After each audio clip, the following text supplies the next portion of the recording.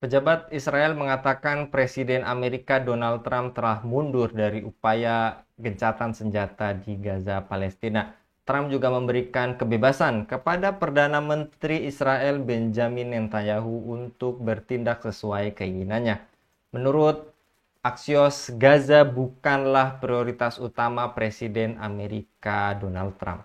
Trump juga dikabarkan akan mengunjungi Arab Saudi, Qatar, dan Uni Emirat Arab pekan depan. Ia juga diduga tidak singgah di Israel.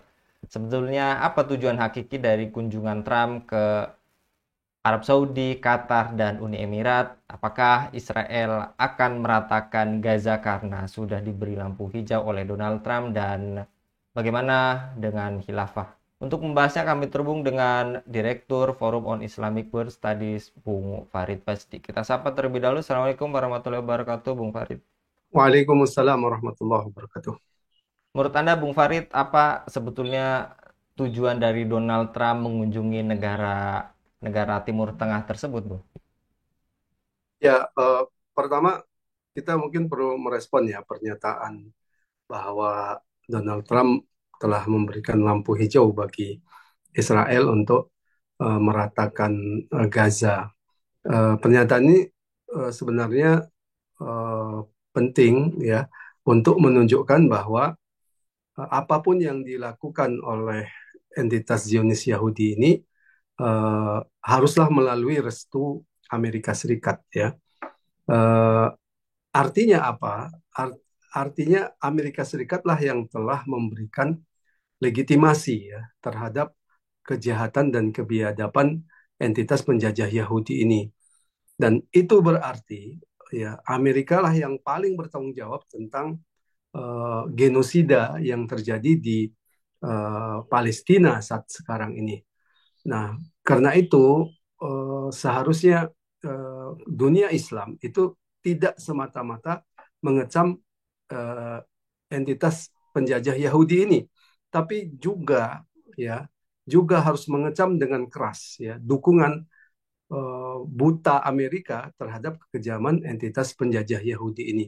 Justru ini yang kalau kita lihat tidak muncul ya dari penguasa-penguasa negeri Islam ya. Padahal mereka tahu persis bahwa kejahatan Yahudi ini bisa berlangsung seperti itu karena adanya restu Amerika.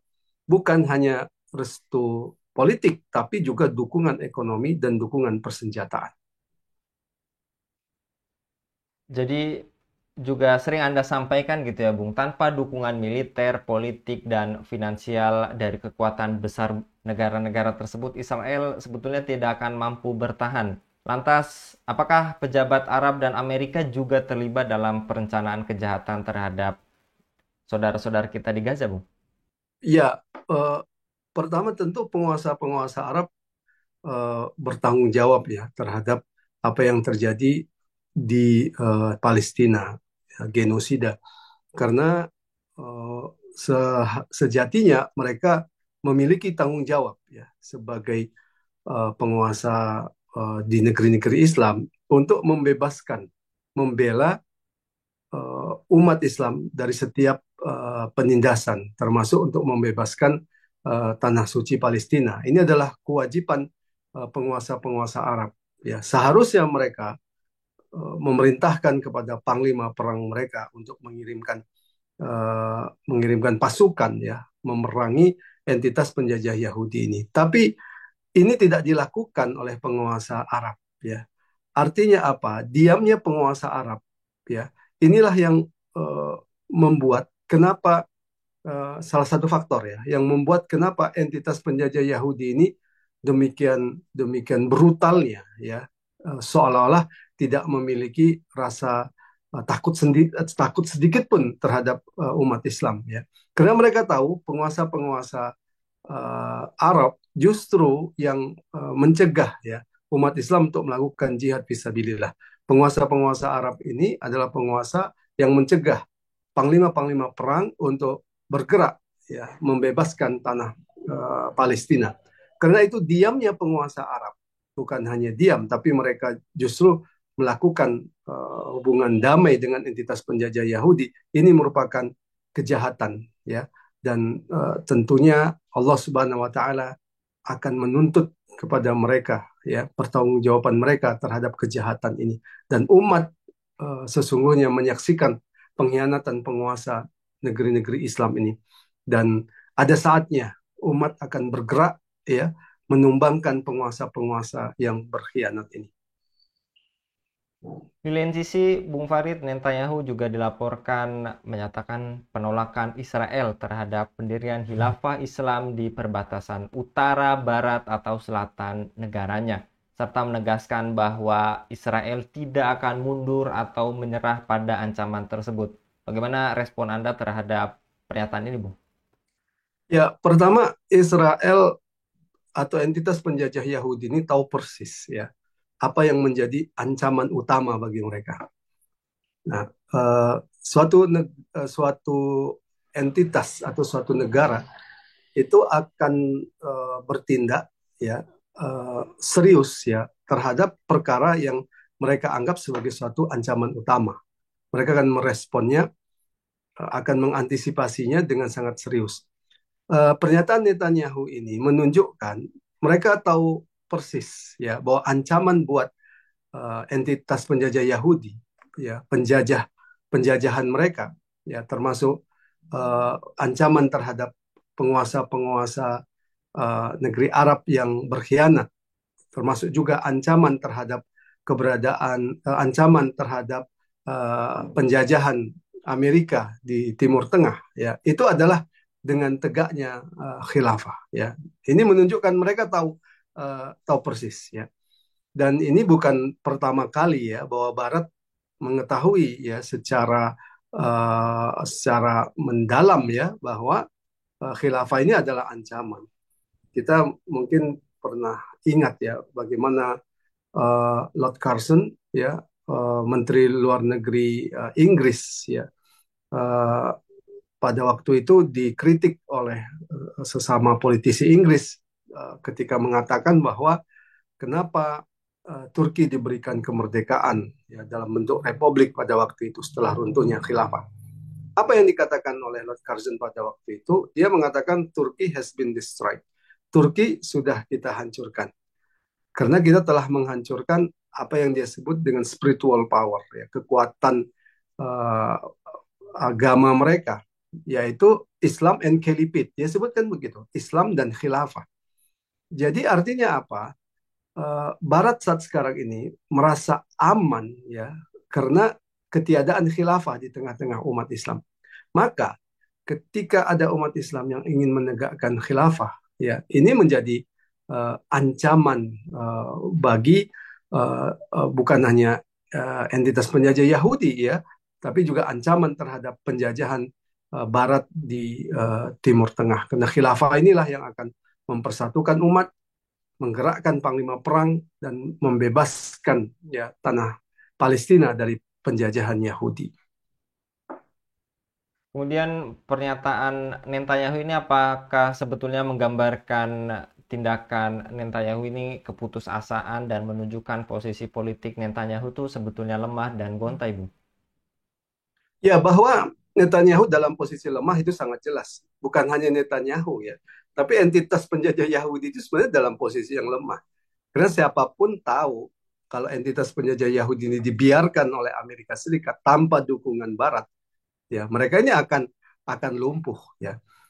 Jadi diamnya penguasa-penguasa Arab itu tidak bisa dilepaskan dari kontrol Amerika terhadap penguasa Arab ya. Demikian juga bergeraknya tentara-tentara entitas penjajah Yahudi ini, pesawat-pesawat tempur mereka itu karena ada dukungan finansial dan dukungan militer dari Amerika Serikat ya. Jadi semua tahu persis bahwa sebenarnya entitas penjajah Yahudi tidak ada apa-apanya kalau tidak didukung oleh Amerika Serikat ya. Nah, karena itu yang dilakukan oleh Netanyahu dengan pernyataannya tentang khilafah ini sebenarnya uh, pernyataan yang diharapkan akan memberikan legitimasi ya bagi Netanyahu untuk uh, tetap didukung oleh Amerika Serikat dan penguasa-penguasa Arab ya. Netanyahu ingin mengatakan lebih kurang ya bahwa di depan mata itu akan tegak khilafah dan ini akan mengancam Amerika. Akan mengancam penguasa-penguasa Arab yang menjadi pelayan-pelayan Amerika. Nah, jadi seolah-olah Netanyahu itu ingin mengatakan untuk itu tetap dukung aku. Nah, kira-kira begitulah. Tetaplah dukung entitas penjajah Yahudi karena kami bisa menjadi alat politik untuk mencegah tegaknya khilafah. Ya. Namun apa yang dikatakan oleh Netanyahu ini sekaligus cerminan uh, rasa takut mereka ya karena Netanyahu, negara-negara Barat, termasuk penguasa-penguasa Arab sangat tahu persis ya bahwa keinginan umat Islam untuk kembali bersatu dengan tegaknya khilafah itu tidak akan bisa dibendung. Justru apa yang terjadi saat sekarang ini semakin menunjukkan tentang kebutuhan umat akan tegaknya khilafah ala minhajin nubuah. Karena siapa yang akan menggerakkan panglima perang? Siapa yang akan menyatukan negeri-negeri Islam kalau tidak dengan tegaknya khilafah ala minhajin nubuah? Meskipun tentunya jihad fisabilillah bukan harus atau tidak menunggu khilafah ya. Jihad fisabilillah hukumnya dalam kondisi sekarang adalah fardu ain ya.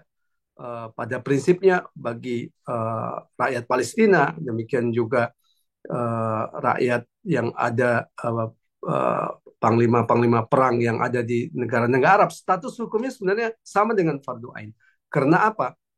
Ya, karena ini adalah kewajiban yang tidak bisa dibiarkan hanya dilakukan oleh sekelompok orang, ya. Tapi ini harus dilakukan oleh seluruh kaum muslimin, terutama penguasa-penguasa Arab dan panglima perang. Saya kira begitu.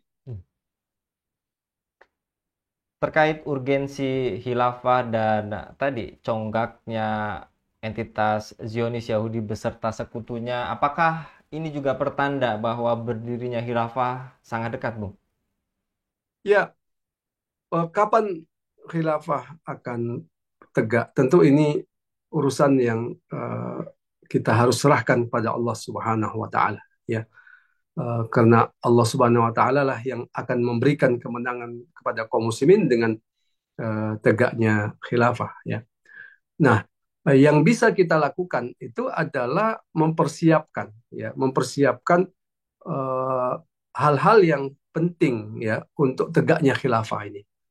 Apa itu? Pertama adalah kesadaran umat Islam ya tentang butuhnya khilafah ala minhajin nubuwah. Yang kedua adalah dukungan dari ahlu nusrah ya, yaitu para panglima perang.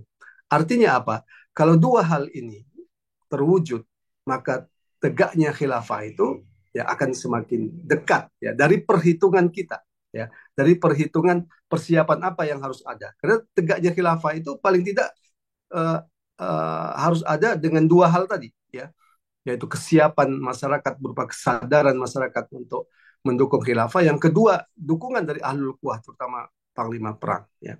Nah, bagaimana Allah Subhanahu wa taala menggerakkan hati panglima perang? Bagaimana Allah Subhanahu wa taala membuka hati kaum muslimin ya untuk lebih berani lagi, untuk lebih sungguh-sungguh lagi untuk menegakkan khilafah? Nah, disitulah pertolongan Allah akan turun ya. Sementara yang bisa kita lakukan adalah mempersiapkan ya hal-hal apa yang dibutuhkan untuk tegaknya khilafah ini. Saya kira begitu. Jazakallah Bung Farid untuk paparannya pada kabar petang kali ini. Jadi jangan biarkan kita tidak terlibat dalam tegaknya khilafah karena lagi-lagi Netanyahu dan para sekutunya ini akan menunjukkan bahwa tadi yang disampaikan Bung Farid, urgensitas kita bersatu dalam naungan khilafah. Jazakallah sekali lagi Bung Farid untuk paparannya pada kabar petang kali ini. Demikian pemirsa Khilafah News, dukung dengan subscribe, share, dan like. Semoga menjadi kebaikan bagi kita semua di dunia dan di akhirat. Saya Anggi Suara Andi undur diri. Assalamualaikum warahmatullahi wabarakatuh.